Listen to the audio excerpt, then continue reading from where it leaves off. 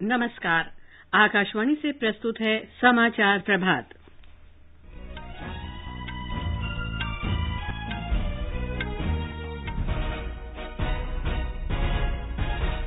प्रधानमंत्री नरेंद्र मोदी ने नवीकरणीय ऊर्जा क्षेत्र में विदेशी निवेश का स्वागत किया। कहा, भारत स्वच्छ ऊर्जा के लिए सबसे आकर्षक बाजार है। देश में कोविड-19 से होने वाली मृत्यु दर घटकर 2.72% हुई। भारतीय बीमा विनियामक और विकास प्राधिकरण ने बीमा कंपनियों को स्वास्थ्य बीमा पॉलिसी कोरोना कवच शुरू करने की अनुमति दी। विश्व स्वास्थ्य संगठन ने कोविड-19 महामारी से निपटने में उसकी भूमिका की जांच करने के लिए स्वतंत्र समिति का गठन किया। भारत का विदेशी मुद्रा भंडार उच्चतम स्तर पर पहुंचकर 513 अरब 25 करोड़ डॉलर हुआ और ब्रिटेन में भारत विदेशी निवेश करने वाला दूसरा सबसे बड़ा देश बना।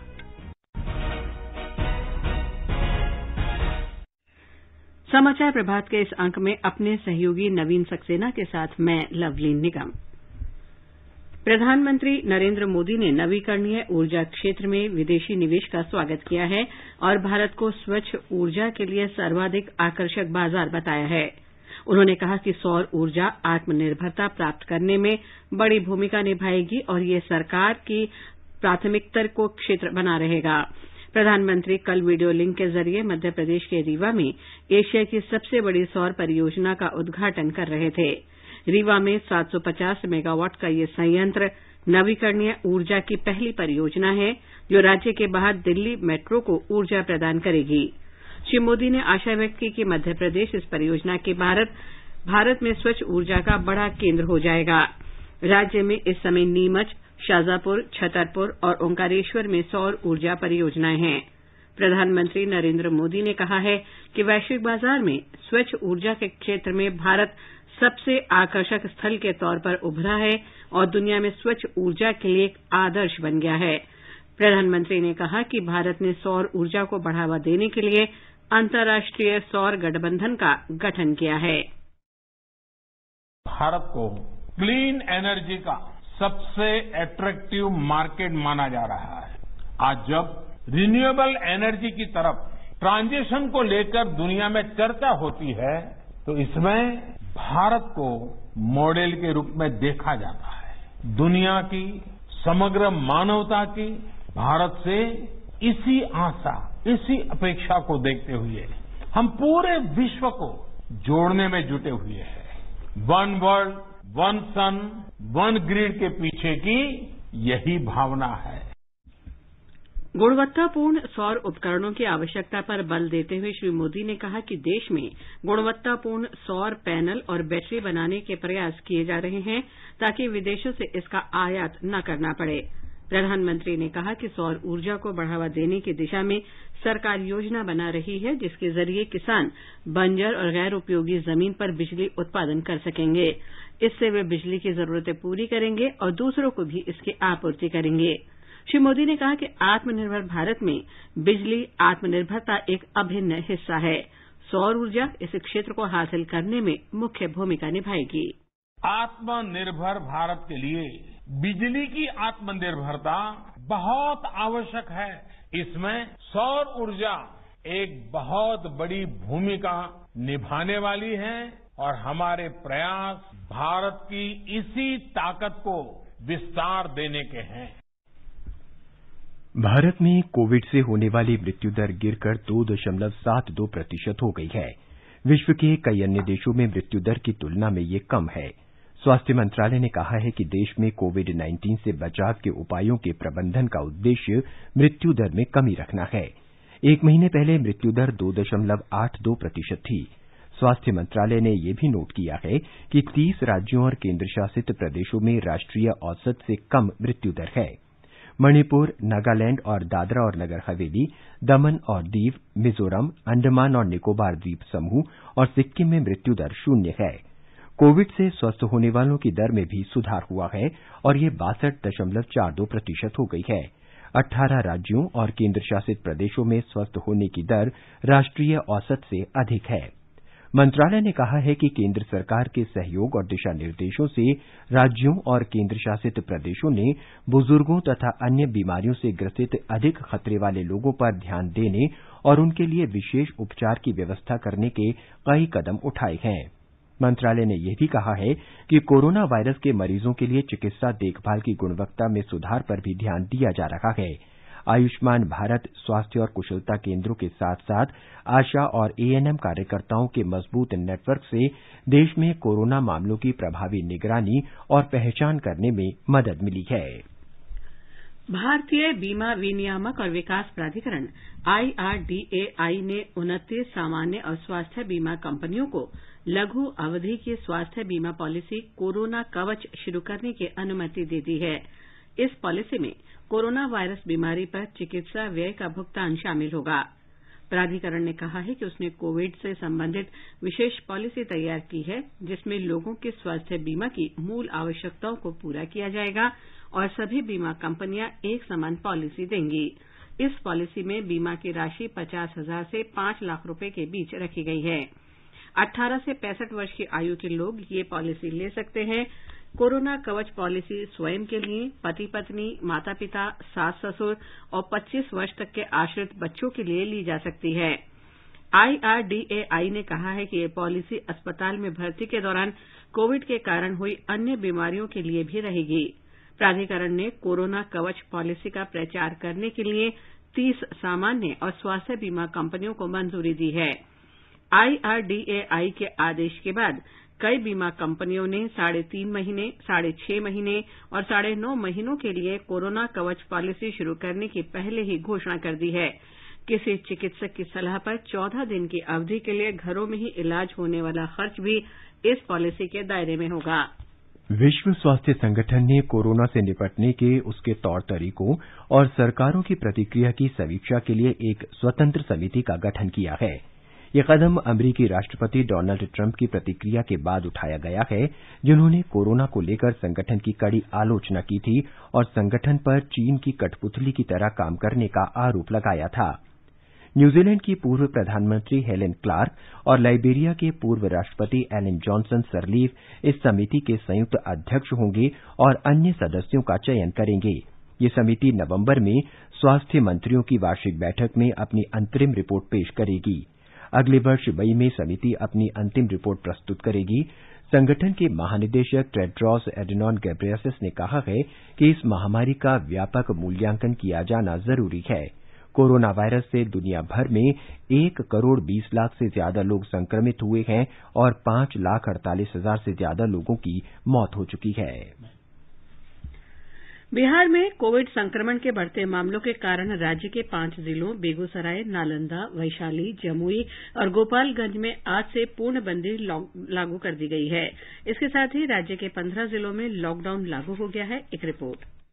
बेगूसराय, नालंदा और वैशाली में 6 दिनों के लिए लॉकडाउन लागू किया गया है। जमुई में 15 जुलाई तक लॉकडाउन के आदेश दिए गए हैं। गोपालगंज के थावे, मीरगंज और हथुआ प्रखंड के अलावा जिला मुख्यालय में 18 जुलाई तक लॉकडाउन रहेगा।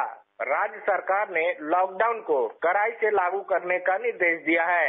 इस बीच राज्य में पॉजिटिव मामलों की संख्या बढ़कर 14,330 हो गई है। 10,251 लोग स्वस्थ हो चुके हैं, जबकि 3,967 लोगों का इलाज विभिन्न अस्पतालों में चल रहा है। राज्य में 1,627 कंटेनमेंट जोन बनाए गए हैं।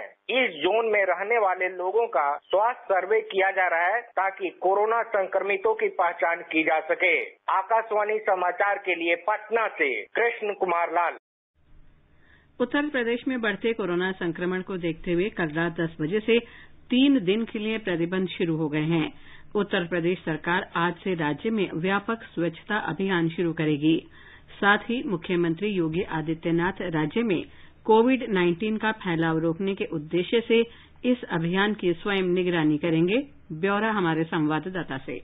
55 घंटों के प्रतिबंधों की शुरुआत से ठीक पहले कल शाम प्रदेश के मुख्य सचिव राजेंद्र कुमार तिवारी ने कुछ संशोधन जारी किए। अब प्रदेश में पहले की तरह सभी औद्योगिक इकाइयां चालू रहेंगी, लेकिन सोशल डिस्टेंसिंग के मानकों का पालन करना जरूरी होगा। सभी औद्योगिक इकाइयों को अपने यहाँ कोविड डेस्क स्थापित करना भी अनिवार्य होगा। प्रदेश में आज और कल सभी धार्मिक स्थल भी जनता के लिए खुले रहेंगे। इस बीच प्रदेश के सभी 75 जिलों के शहरी और ग्रामीण इलाकों में व्यापक स्वच्छता अभियान चलाए जाने के लिए विशेष नोडल अफसर नियुक्त किए गए हैं। मुख्यमंत्री योगी आदित्यनाथ खुद इस अभियान की समीक्षा करेंगे और अधिकारियों से स्वच्छता के कार्य की फोटोग्राफी कराने के लिए भी कहा गया है। सुशील चंद्र तिवारी, आकाशवाणी समाचार, लखनऊ।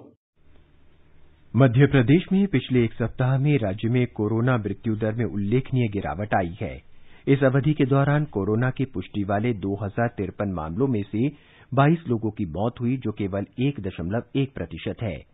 राज्य में कोरोना की स्थिति और मंत्रालय में वीडियो कॉन्फ्रेंसिंग के माध्यम से व्यवस्थाओं की समीक्षा के दौरान मुख्यमंत्री शिवराज सिंह चौहान ने निर्देश दिया कि राज्य में कोरोना के उपचार की सबसे अच्छी व्यवस्था सुनिश्चित करने के प्रयास किए जा रहे हैं ताकि हर रोगी ठीक हो जाए।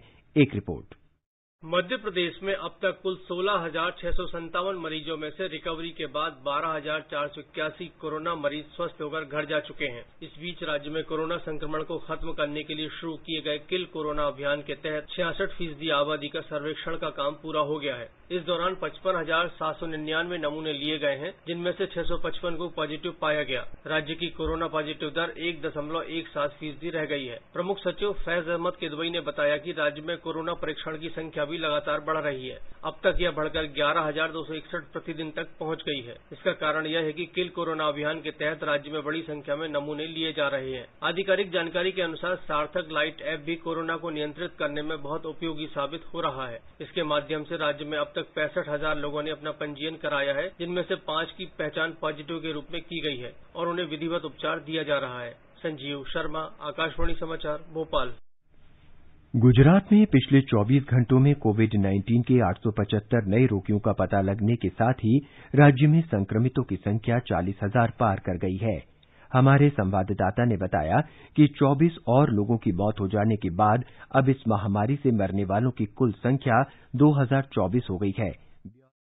गुजरात में 875 नए मामले सामने आने के बाद राज्य में कोविड-19 के कुल मामलों की संख्या बढ़कर 40,155 हो गई है। सबसे अधिक 202 मामले सूरत शहर से और 153 मामले अहमदाबाद शहर में दर्ज किए गए। आधिकारिक सूत्रों के अनुसार राज्य में कुल 9,948 सक्रिय मामलों में से 68 मरीजों की स्थिति गंभीर है और उन्हें वेंटिलेटर पर रखा गया है। पिछले 24 घंटों में 441 मरीजों को अस्पतालों से छुट्टी दी गई। इसके साथ ही राज्य में कोविड-19 से ठीक होने वाले मरीजों की कुल संख्या 28,183 हो गई है। राज्य में अब तक 4,49,000 लोगों का कोविड-19 के लिए परीक्षण किया जा चुका है। इस बीच राज्य के श्रम विभाग ने अहमदाबाद में एक निर्माण कंपनी पर श्रमिकों के लिए सुरक्षा उपाय नहीं करने के लिए जुर्माना लगाया है। दूसरी ओर अहमदाबाद नगर निगम ने नए मामले सामने आने के बाद 17 और क्षेत्रों को माइक्रो कंटेनमेंट जोन में शामिल किया है। योगेश पंड्या, आकाशवाणी समाचार, अहमदाबाद।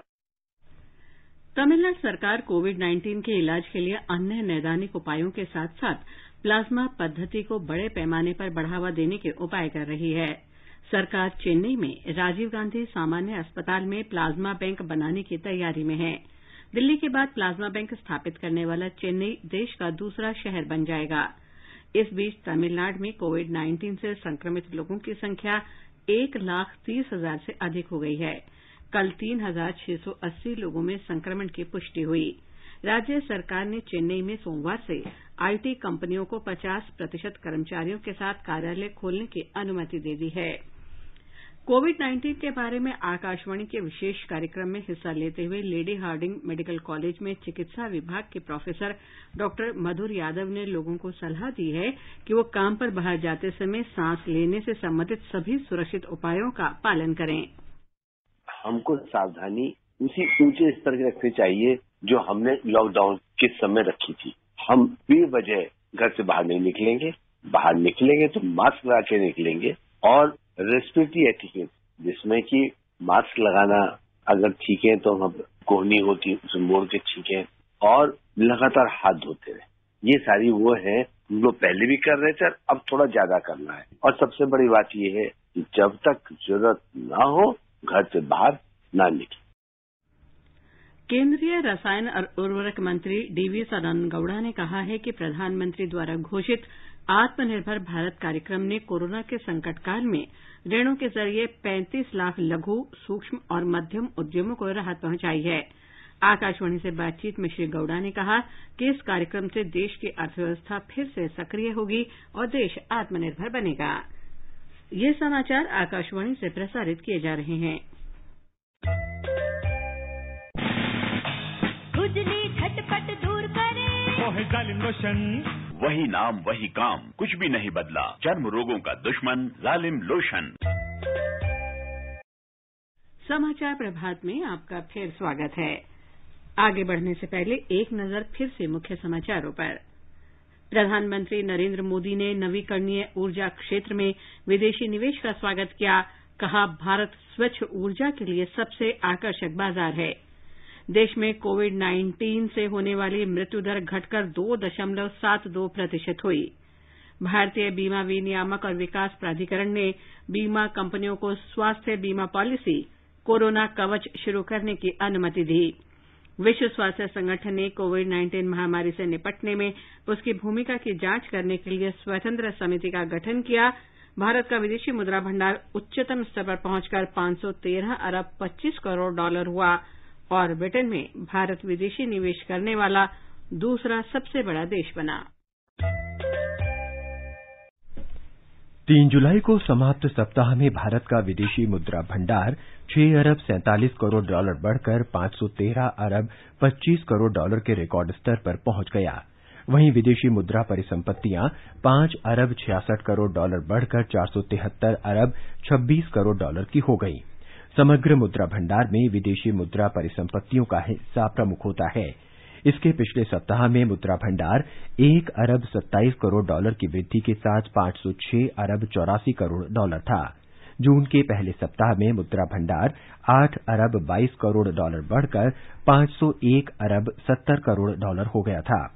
देश का स्वर्ण भंडार 49 करोड़ 50 लाख डॉलर बढ़कर 34 अरब 2 करोड़ लाख डॉलर हो गया। अंतर्राष्ट्रीय मुद्रा कोष से भारत का विशेष आहरण अधिकार 40 लाख डॉलर बढ़कर 1 अरब 45 करोड़ डॉलर हो गया है। ब्रिटेन में भारत दूसरा सबसे बड़ा निवेशक बन गया है। भारत ने ब्रिटेन में 120 परियोजनाओं में निवेश किया है और 5,429 रोजगार सृजित कर वर्ष 2019 में ब्रिटेन में प्रत्यक्ष विदेशी निवेश करने वाला दूसरा सबसे बड़ा देश बना। ब्रिटेन सरकार के ताजा आंकड़ों के अनुसार भारत ने प्रत्यक्ष विदेशी निवेश में 4% की वृद्धि कर तीसरे से दूसरे पायदान पर छलांग लगाई है। ब्रिटेन में प्रत्यक्ष विदेशी निवेश के लिहाज से अमरीका पहले स्थान पर है, दूसरे नंबर पर भारत और तीसरे स्थान पर जर्मनी है। ब्रिटेन के अंतर्राष्ट्रीय व्यापार मंत्री लिज ट्रस ने वार्षिक भारतीय वैश्विक सप्ताह के अवसर पर आयोजित कार्यक्रम में कहा कि कोरोना संकट के कारण आपूर्ति श्रृंखला और व्यापार मार्गों को सक्रिय बनाए रखने के लिए उनका देश भारत के साथ मिलकर काम कर रहा है। उन्होंने कहा कि उन्नत विनिर्माण, जीवन विज्ञान और नवीकरणीय ऊर्जा के क्षेत्रों में भारत और ब्रिटेन मिलकर काम करें तो कोरोना के संकट से अर्थव्यवस्था को तेजी से बाहर निकालना संभव होगा और दुनिया भर के निवेशकों के लिए ब्रिटेन में निवेश के आकर्षक अवसर उपलब्ध होंगे। प्रधानमंत्री नरेंद्र मोदी 26 जुलाई को आकाशवाणी के मन की बात कार्यक्रम में देश विदेश के लोगों से अपने विचार साझा करेंगे। ये इस मासिक रेडियो कार्यक्रम की 67वीं कड़ी होगी। लोगों को अपने विचार साझा करने के लिए आमंत्रित किया गया है। लोग अपने संदेश रिकॉर्ड करने के लिए 1-811-117-800 डायल कर सकते हैं या नमो ऐप ओपन फोरम अथवा माईगॉव पर संदेश लिख सकते हैं। देश में सुधार और विकास को गति देने के लिए 29 चुनिंदा वैश्विक सूचकांकों को ध्यान में रखने के सरकार के निर्णय पर आगे बढ़ाते हुए नीति आयोग ने कल 47 केंद्रीय मंत्रालयों और विभागों के साथ वेब कार्यशाला आयोजित की। कैबिनेट सचिव राजीव गाबा की अध्यक्षता में ये वर्चुअल कार्यशाला आयोजित की गई। कैबिनेट सचिव ने स्पष्ट किया कि निगरानी प्रक्रिया केवल श्रेणी में सुधार के लिए नहीं बल्कि तंत्र को बेहतर बनाने और सुधार की गति तेज करने के लिए है ताकि निवेश आकर्षित हो और भारत के बारे में अनुकूल वैश्विक धारणा बने। नीति आयोग के मुख्य कार्यकारी अमिताभ कांत ने कार्यशाला में भाग लेने प्रतिनिधियों को इन वैश्विक सूचकांकों पर निगरानी रखने के लिए सरकारी विचार मंच, राष्ट्रीय सूचना विज्ञान केंद्र, उद्योग संवर्धन और आंतरिक व्यापार विभाग, सांख्यिकी और कार्यक्रम कार्यान्वयन मंत्रालय तथा अन्य मंत्रालयों की पृष्ठभूमि की गतिविधियों की जानकारी दी। राष्ट्रीय आपदा प्रबंधन प्राधिकरण एनडीएमए ने बाढ़ के दौरान नुकसान कम करने के लिए कुछ उपायों की सलाह दी है। आकाशवाणी समाचार के साथ बातचीत में एनडीएमए के सदस्य कमल किशोर ने बताया कि लोगों को आपात स्थिति में संपर्क स्थापित करने के लिए बाढ़ से पहले सतर्कता उपायों के विषय में जानकारी दी। बाढ़ आने से पहले अपने आप को सतर्क रखें। रेडियो, टीवी, समाचार पत्रों में जो ताजा जानकारी दी जा रही है, वार्निंग दी जा रही है, उस पे हमेशा अपना ध्यान रखें। अपना मोबाइल फोन चार्ज रखें। जहां तक हो सके एसएमएस का प्रयोग करें ताकि उसकी बैटरी ज्यादा से ज्यादा समय तक चले। अपने पालतू जानवरों को बांध कर न रखें और एक इमरजेंसी किट तैयार करके रखें अपने घर के लिए, जिसमें प्राथमिक उपचार की चीजें हों, डायरिया की दवा हो। जो महत्वपूर्ण कागज हैं आपके पास, एक वाटरप्रूफ थैले में डाल के संभाल के रखें। श्री कमल किशोर ने कहा कि बाढ़ के दौरान लोगों को पानी में जाने से बचना चाहिए और बिजली के खंभों तथा तारों से दूर रहना चाहिए। अगर सड़क पे थोड़ा भी पानी हो तो उसमें आप ड्राइव न करें और बाढ़ के पानी में जाने से बचें। अगर कहीं पे बिजली का खंभा गिरा हुआ है, तार पड़े हुए हैं, तो उनसे बच के रहना है, क्योंकि उसमें बिजली हो सकती है और उससे जानलेवा झटके लग सकते हैं। घर में आप ताजा पका हुआ खाना खाएं या सूखा खाना खाएं, हमेशा खाने को ढक के रखें। पानी हो सके तो उबाल कर पिएं, नहीं तो उसमें क्लोरीन डालें। श्री कमल किशोर ने यह भी सलाह दी कि वे बाढ़ के पानी में डूबे फल या सब्जियां न खाएं और मलेरिया से बचाव के लिए मच्छरदानी का प्रयोग करें। प्रधानमंत्री नरेंद्र मोदी ने अरुणाचल प्रदेश में भारी बारिश और भूस्खलन से जानमाल के नुकसान पर दुख प्रकट किया है। एक ट्वीट में श्री मोदी ने कहा कि वो शोक संतप्त परिवारों के दुख में शामिल हैं। उन्होंने घायलों के जल्द स्वस्थ होने की कामना की। प्रधानमंत्री ने कहा कि प्रभावित लोगों को हर संभव सहायता प्रदान की जा रही है। सरकारी यूनियन बैंक ऑफ इंडिया ने कोष आधारित ऋण दर की सीमांतक लागत MCLR में 20 आधार अंकों की कटौती की है। नई दरें आज से प्रभावी हो गई हैं। पिछले जुलाई से ये 13वीं कटौती है। उधर बैंक ऑफ बड़ौदा ने भी अपने MCLR में 12 जुलाई से 5 आधार अंकों की कटौती करने की घोषणा की है। ये देश के सबसे बड़े ऋणदाता भारतीय स्टेट बैंक ने भी अल्पावधि MCLR में 5 से 10 अंकों तक की कटौती की है। केंद्रीय जल शक्ति मंत्री गजेंद्र सिंह शेखावत ने केंद्र शासित प्रदेश लद्दाख के प्रशासन से मार्च 2022 तक घरेलू नल कनेक्शन से पेयजल उपलब्ध करने का काम पूरा करने को कहा है। लद्दाख के उपराज्यपाल आर.के. माथुर ने श्री शेखावत से वीडियो कॉन्फ्रेंसिंग के जरिए बातचीत की। इसमें जल शक्ति मंत्री ने लद्दाख में जल जीवन मिशन के क्रियान्वयन की प्रगति पर चर्चा की। इस मिशन का लक्ष्य प्रत्येक घर में पर्याप्त मात्रा और निर्धारित शुद्धता वाला पेयजल पहुंचाना है। आकाशवाणी से विशेषज्ञों की सलाह श्रृंखला में हम कोविड-19 के बारे में चिकित्सा विशेषज्ञों की राय प्रसारित करते हैं। अखिल भारतीय आयुर्विज्ञान संस्थान के निदेशक डॉक्टर रणदीप गुलेरिया ने लोगों से सुरक्षित दूरी बनाए रखने के मानकों का पालन करने और कोविड संक्रमण रोकने के लिए हाथ साफ रखने की सलाह दी है। Regular hand washing should be done. So those who in an area where there is coronavirus infection should wash their hands regularly. You should avoid going to crowded places because if someone in the crowd is coughing and has the infection, he can spread to others in the crowded places. And if any member in your family has fever, cough, cold, he should stay at home and avoid going out so that he doesn't spread the infection to other people in the community. AIIMS के ही doctor Rakesh Garg ने कहा है कि कोविड-19 का संक्रमण किसी ऐसे व्यक्ति से हो सकता है जो यात्रा करके आया हो या जो किसी संक्रमित व्यक्ति के संपर्क में आया हो। सबसे ज्यादा मायने वाली चीज ये रखती है कि हम कोविड-19 की सस्पिशन उस पर ज्यादा डिपेंड करेंगे अगर उसकी कुछ ऐसी जगह से ट्रेवल की हिस्ट्री है जहां पर पॉजिटिव केसेस थे, एंडेमिक एरिया था, या फिर उनका ऐसे कांटेक्ट हुआ है किसी पेशेंट से जो ऑलरेडी पॉजिटिव था, ये सस्पेक्ट था, या फिर ऐसे पेशेंट की जो देखभाल कर रहा है जो कि पॉजिटिव है, ये सस्पेक्ट है। तो अगर ये हिस्ट्री पॉजिटिव है और साथ में सिम्टम्स भी हैं तो उसमें चांसेस कोविड-19 के होने के रहते हैं। सरकार ने कहा है कि देश के विभिन्न हिस्सों में मत्स्य क्रायो बैंक स्थापित किए जाएंगे। इससे मत्स्य पालन में लगे किसानों को हर समय मछलियों के वांछित श्रेणी के शुक्राणु उपलब्ध हो सकेंगे। मत्स्य, पशुपालन और डेयरी मंत्री गिरिराज सिंह ने कल राष्ट्रीय मत्स्य पालन दिवस पर इसकी घोषणा की। उन्होंने कहा कि विश्व में पहली बार मत्स्य क्रायो बैंक स्थापित किया जाएगा। श्री सिंह ने कहा कि मछलियों के उत्पादन बढ़ाने में इससे क्रांतिकारी बदलाव आएगा। उन्होंने कहा कि अगले 5 वर्षों में 20,000 करोड़ रुपए से अधिक के अब तक के सर्वाधिक निवेश से प्रधानमंत्री मत्स्य संपदा योजना आरंभ की गई है। और अब एक नजर आज के मौसम के पूर्वानुमान पर।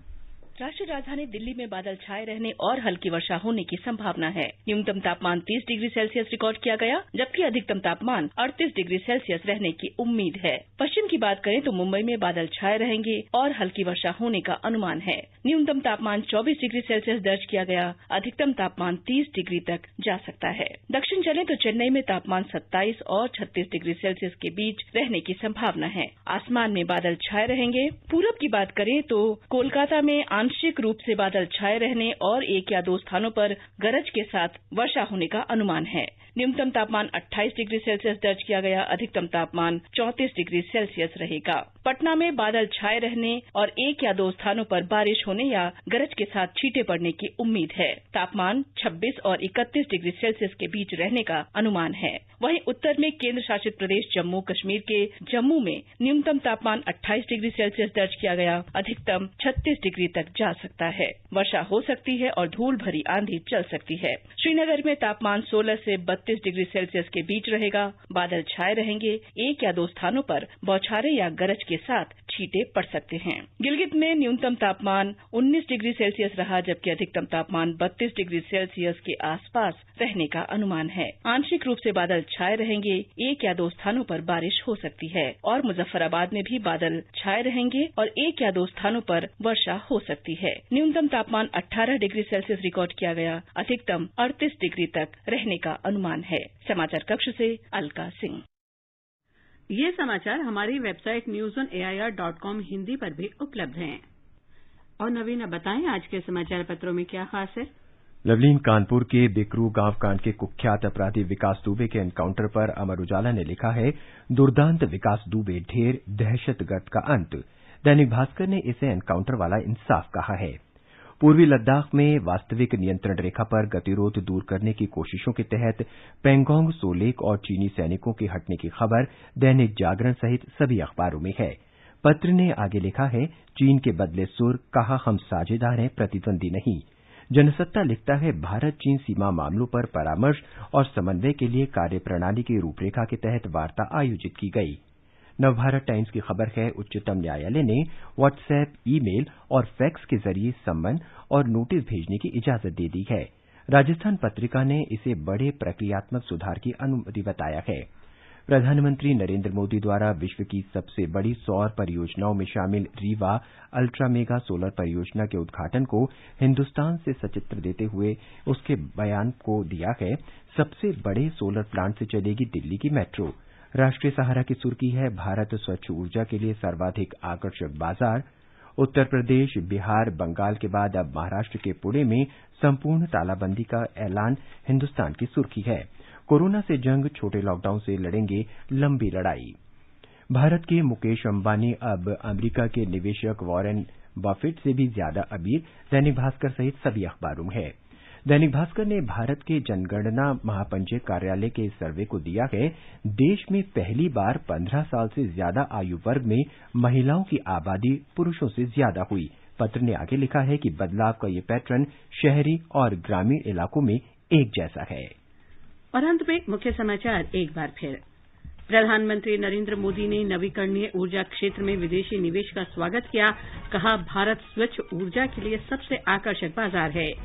देश में कोविड-19 से होने वाली मृत्यु दर घटकर 2.72% हुई। भारतीय बीमा विनियामक और विकास प्राधिकरण ने बीमा कंपनियों को स्वास्थ्य बीमा पॉलिसी कोरोना कवच शुरू करने की अनुमति दी।